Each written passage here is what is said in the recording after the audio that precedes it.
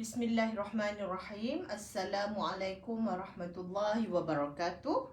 Alhamdulillahirabbil alamin. Hamdan yuwafi ni'amahu wa yukafi'u mazidah.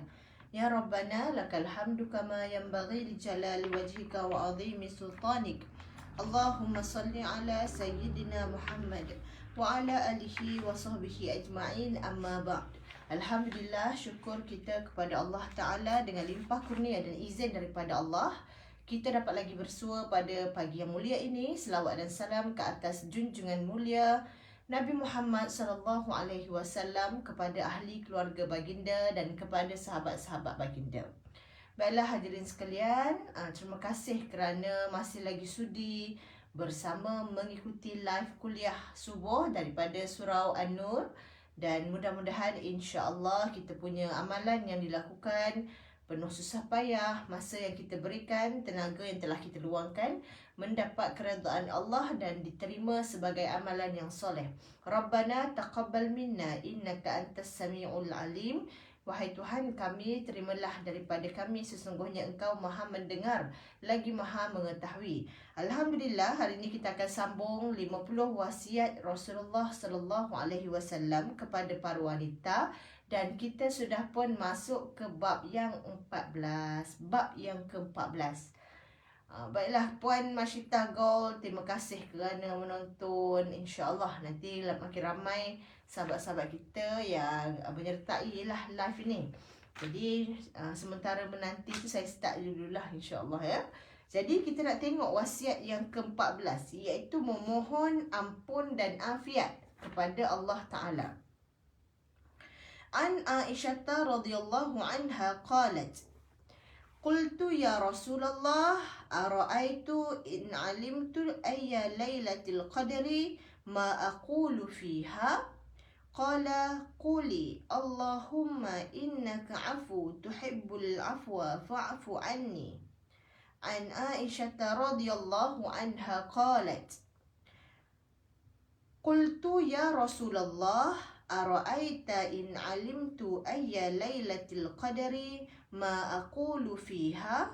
Qala quli Allahumma innaka afu tuhibbul afwa fa'fu anni.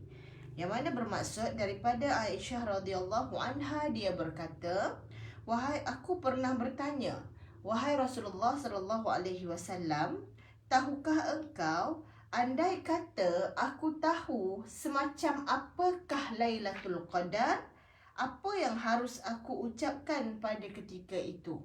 Maksudnya Sayyidatina Aisyah tanya kepada Nabi, kalau aku menyedari nampak benda tu macam Lailatul Qadar, nampak malam ni macam Lailatul Qadar, apakah perkara ataupun perkataan yang perlu aku ungkapkan? Maka Nabi kata, ucapkanlah Allahumma innaka afu, ya Allah, sesungguhnya Engkau Maha Pengampun, tuhibbul afwa, menyukai keampunan, fa'fu anni, maka ampunilah aku. Ini doa yang sering kita baca dalam bila kita masuk ke bulan Ramadan ya. Sekarang kita sudah di bulan Rejab, nanti Sya'ban dan akan berlakunya Ramadan. Dan hadis ini juga merupakan hadis yang popular, yang sering kali disampaikan ketika datangnya bulan Ramadan, iaitu untuk menekankan kepentingan kita mengucapkan doa Allahumma innaka afu tuhibbul afwa fa'fu anni.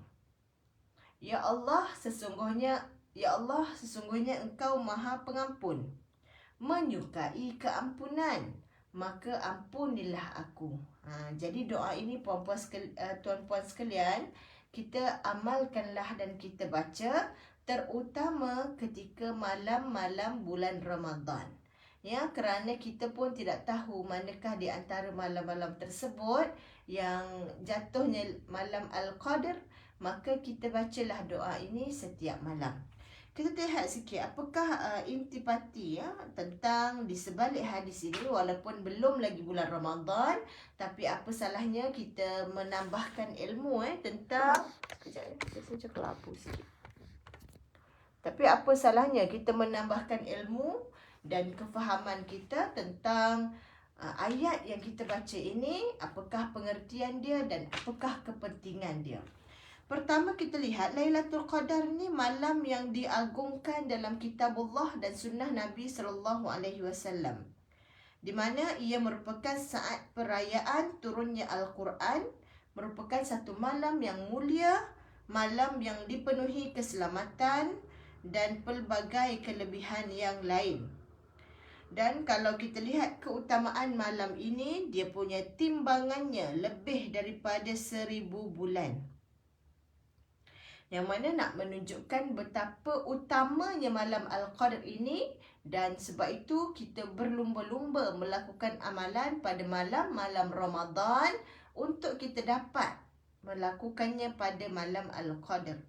Dan kalau kita lihat, Allah Subhanahu Wa Taala telah mensucikan seorang hamba tersebut dengan dia membacakan zikir kepadanya. Allah Subhanahu Wa Taala tersebut, Allah Subhanahu Wa Taala telah mendatangkan bulan Ramadan sebagai satu hadiah dan kelebihan untuk umat Nabi Muhammad. Ini kalau masuk bulan Ramadan, kita akan dengarlah ceramah-ceramah tentang bulan Ramadan. Jadi saya ringkaskan sajalah.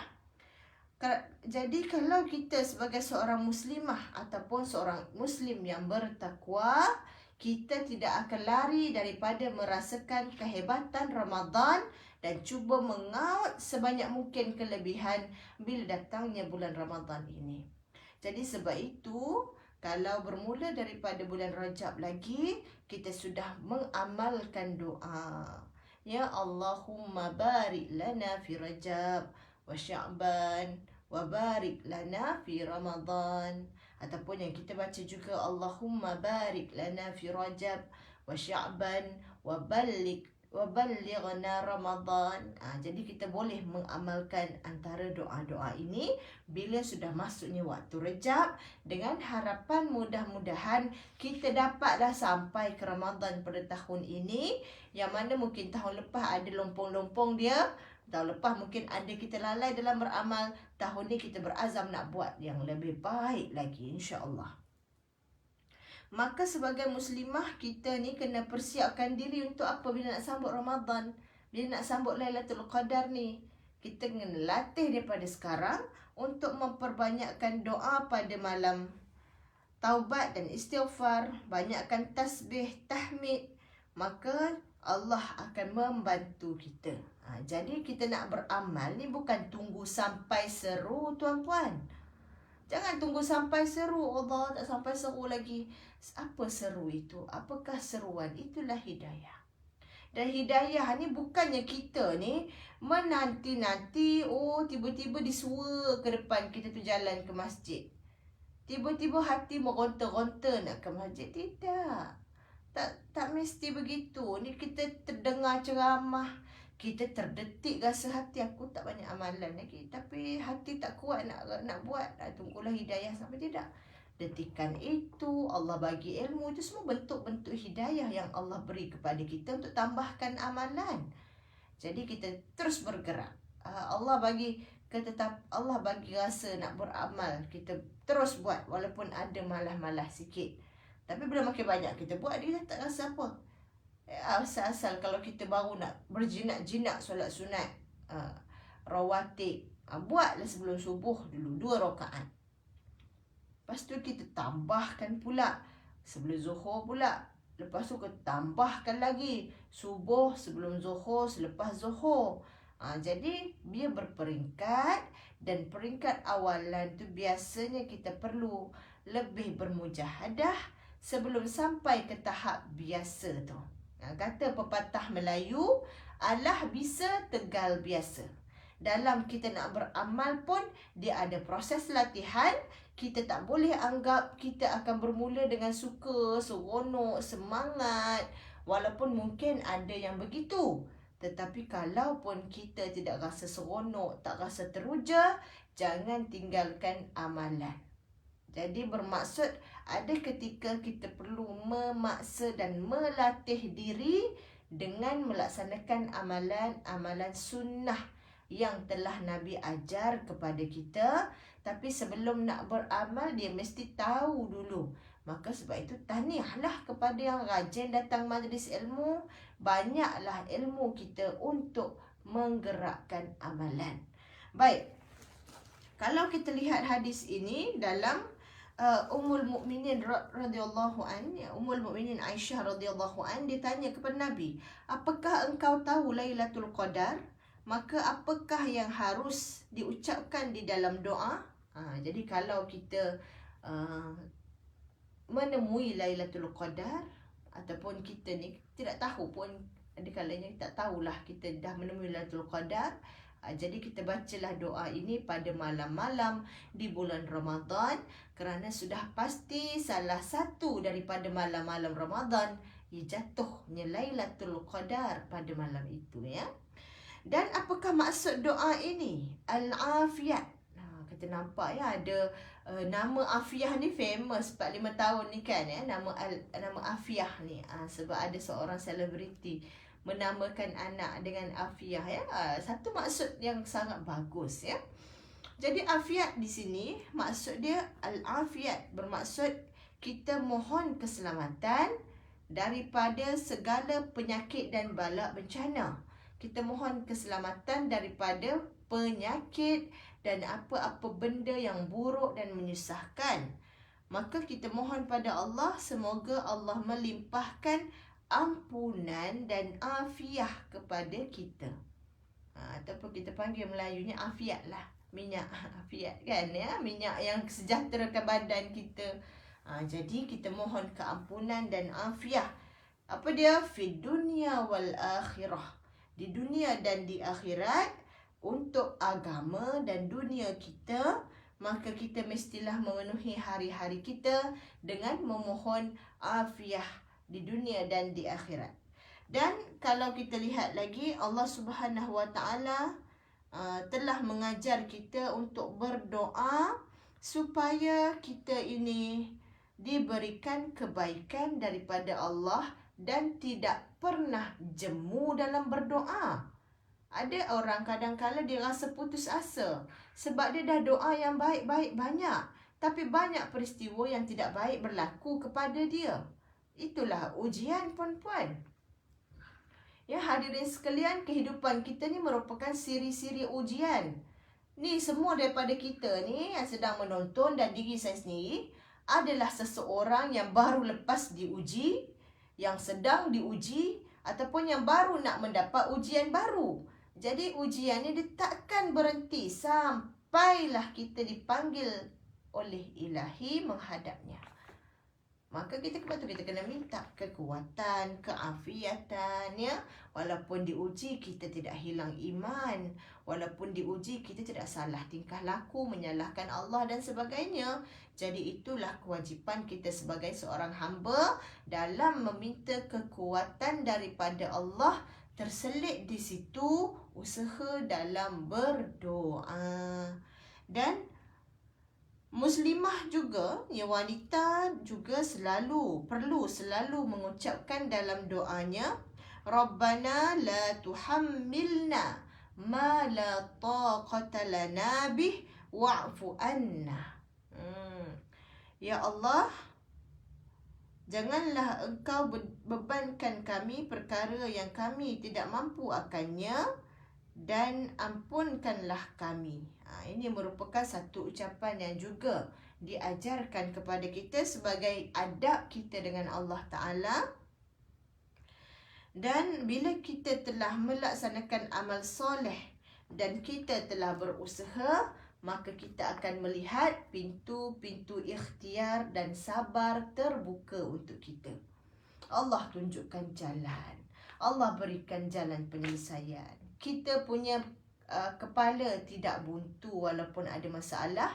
Inilah di antara peranan doa dalam kehidupan kita. Maka kita banyakkanlah berdoa kerana nikmat yang Allah bagi itu tersangat banyak.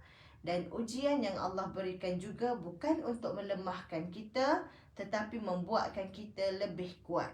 Tuan-puan, kalau anda sekarang sedang diuji, banyakkanlah beribadah kepada Allah. Lebihkanlah tahajud di waktu malam. Mewahkanlah lidah dengan doa-doa. Kerana ujian sepatutnya mendekatkan diri kita dengan Allah Ta'ala dan bukan sebaliknya. Jadi bila mana kita diuji, kita berdoa, kita banyak dekat pada Allah, banyak berzikir, banyak bertafakur dan beriktikaf di masjid, maka ujian tersebut mencapai tujuannya, iaitu menambahkan pahala kita, meninggikan darjat kita dan menghapuskan dosa kesalahan kita, insya-Allah.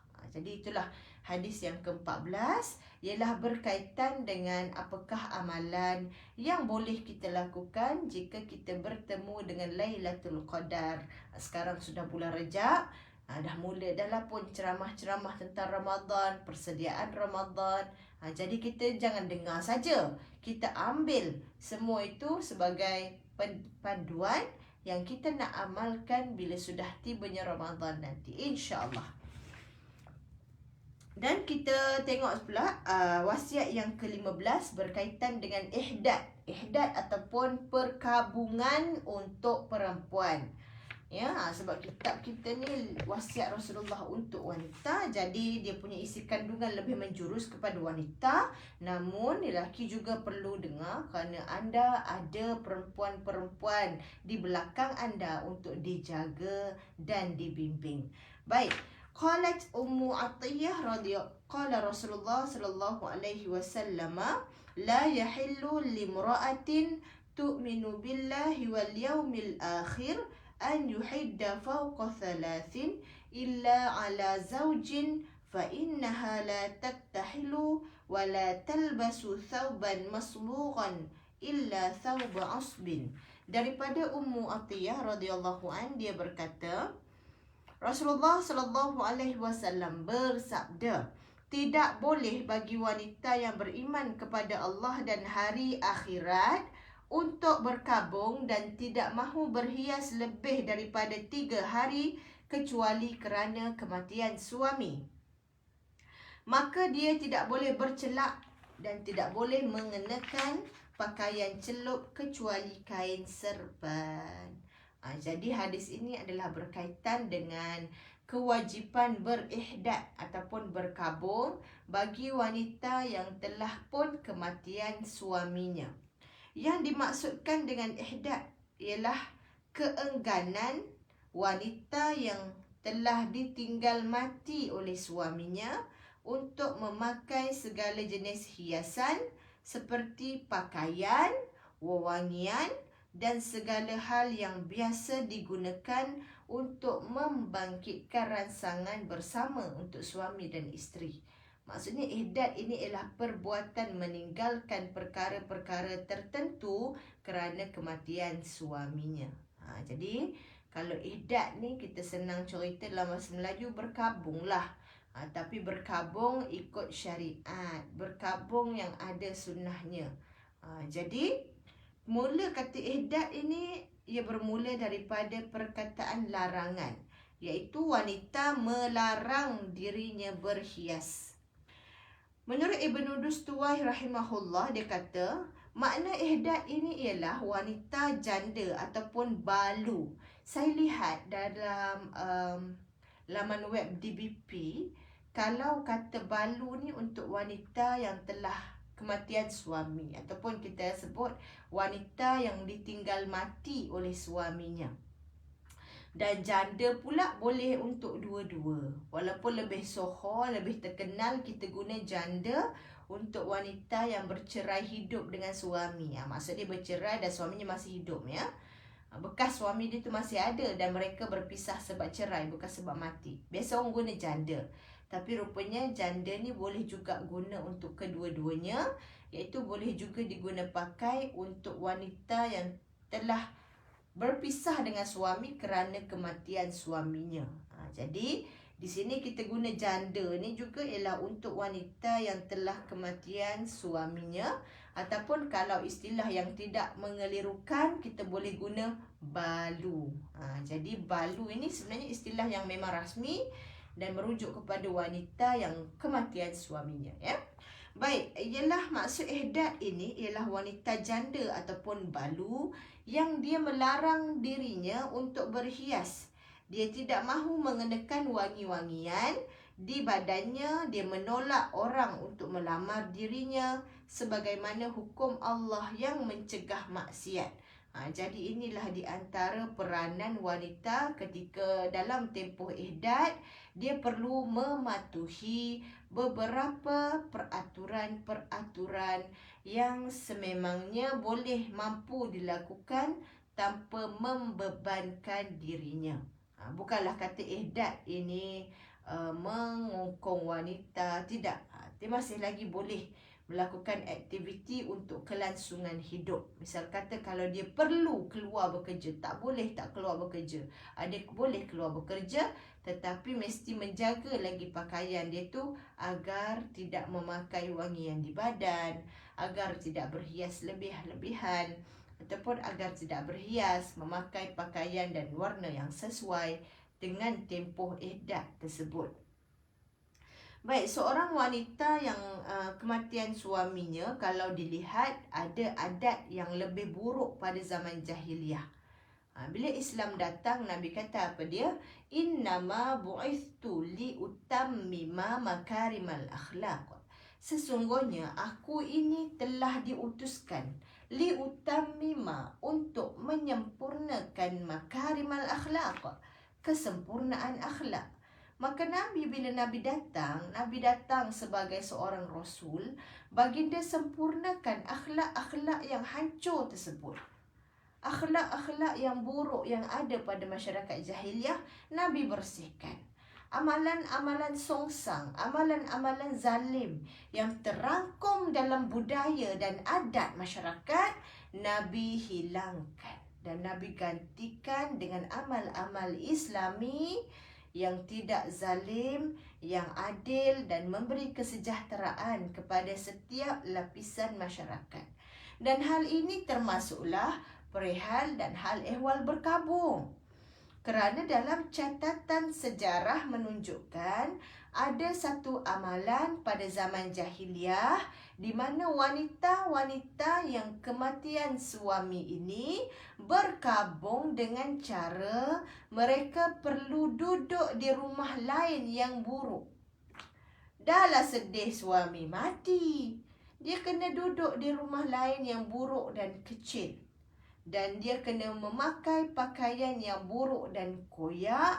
Dan dia perlu hidup di situ selama 1 tahun. Ya Allah. Betapa amalan yang sebenarnya sangat-sangat menekan dan tak sesuai dengan fitrah seorang manusia. Jadi bila Islam datang, dia get rid of those practice yang merepek-merepek.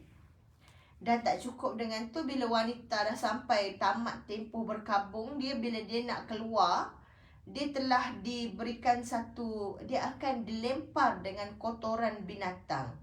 Barulah dia keluar tu dalam keadaan sebagai simbolik lah, dah habis daripada ihdad.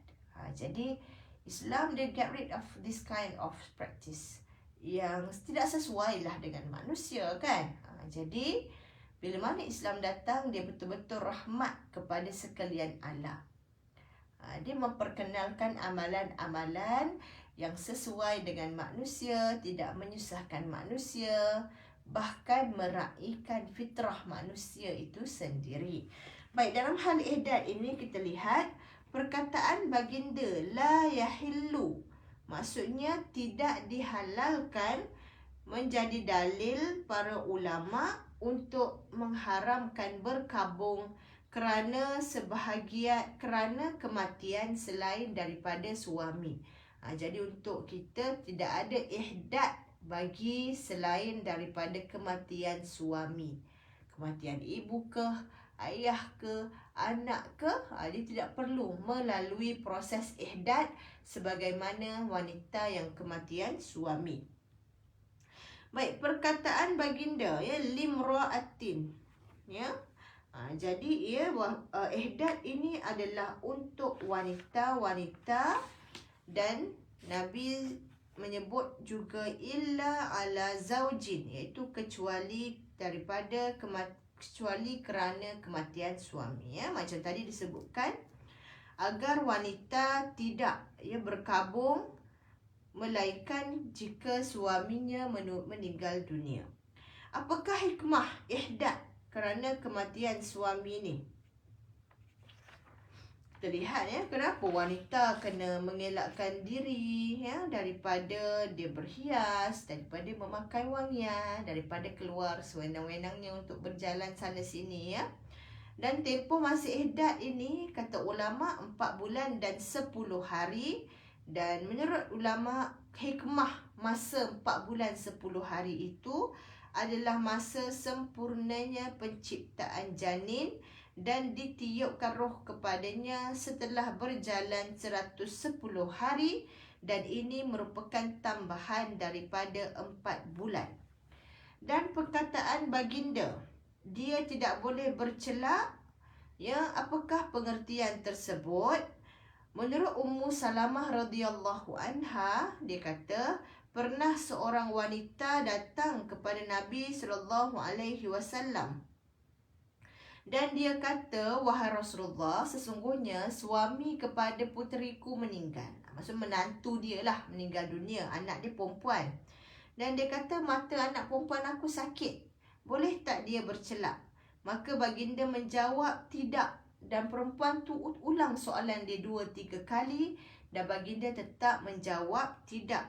Kemudian baginda berkata, sesungguhnya dia ada masa 4 bulan dan 10 hari saja. Dulu salah seorang di antara kamu pada masa jahiliyah suka melemparkan kotoran binatang ke kepala biri-biri.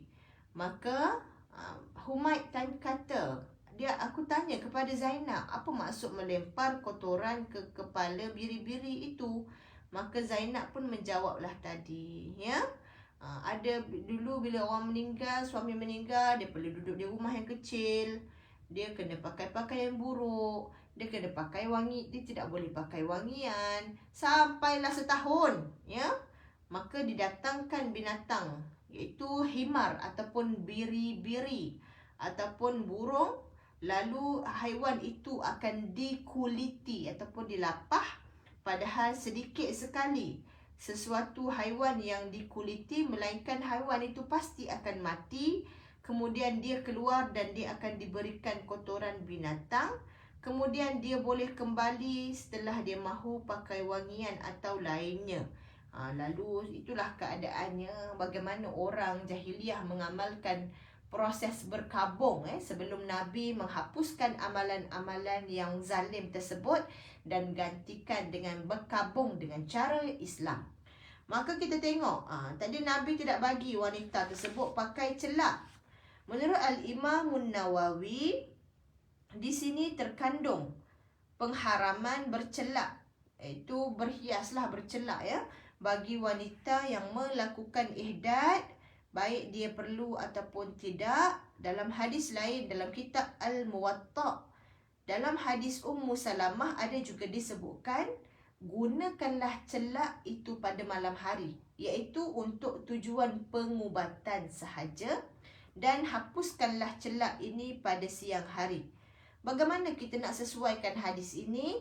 Iaitu kalau celak itu diperlukan untuk tujuan perubatan dan rawatan, maka pakailah hanya pada diperlukan dan gunakan pada malam hari.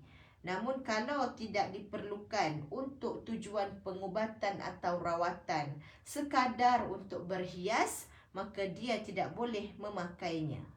Jadi kita tak boleh nak mau sengaja memakai makeup. Adapun mungkin pada zaman itu ubat mata, sakit mata mungkin dengan bercelak, maka boleh pakai hanya untuk tujuan rawatan. Dan kalau tidak ada tujuan itu, sekadar tujuan kosmetik nak melawar, maka tak boleh pakai hiasan-hiasan di wajah, solekan-solekan. Maka kalau wanita sedang dalam berihdad, dia tidak dibenarkan untuk menambah solekan pada wajah, kecuali sekadar untuk penjagaan. Penjagaan bermaksud, kalau perempuan tahulah dia pakai pelembab ke, pakai krim hilang jerawat ke, tak apa, itu tujuan rawatan dan penjagaan.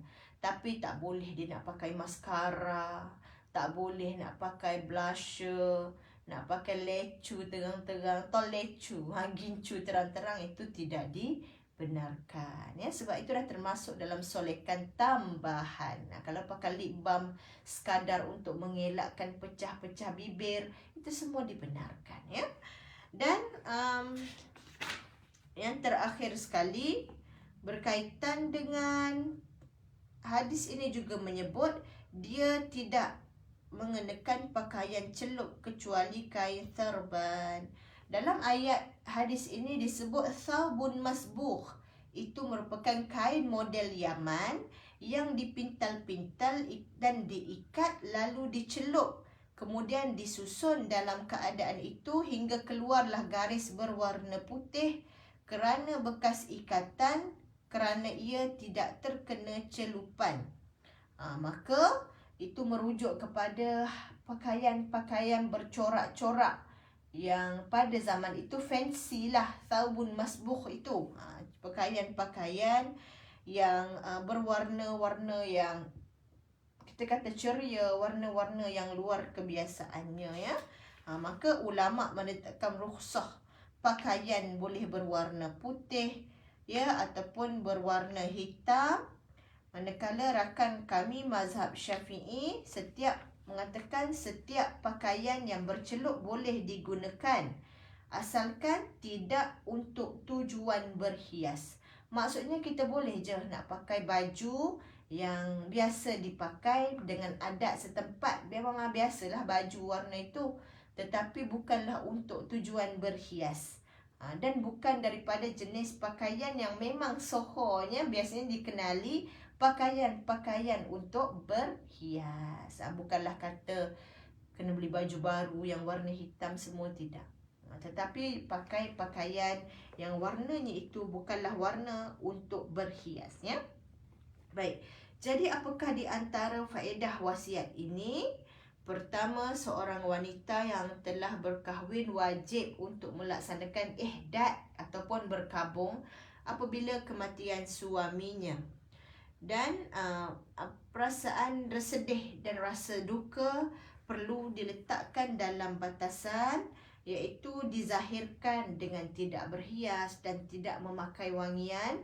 Namun tidak boleh dizahirkan dengan cara merobek-robek pakaian sebab sedih kan, sampai koyak-koyak pakaian, menampar-nampar pipi, berdoa dengan doa jahiliyah. Ini amalan-amalan yang dilakukan oleh wanita jahiliyah untuk menzahirkan kesedihan mereka.